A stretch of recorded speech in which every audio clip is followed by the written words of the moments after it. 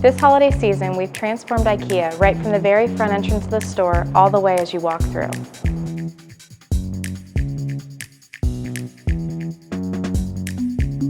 What we like to do is focus on the folklore of Swedish tradition, and what we've done this year is we were able to capture those moments but also modernize them with the palettes that we chose. There's a lot of reds that range in color from bright red to soft pink colors. We have dusty blues to bright bold blues. Our color palette this season is relatively unexpected.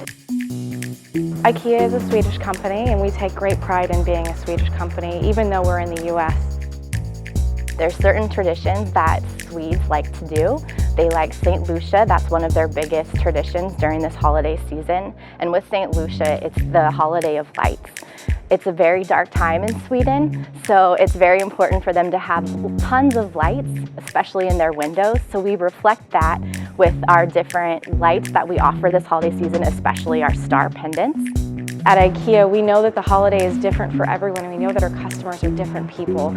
So we want you to come in and feel connected in your own unique individual way.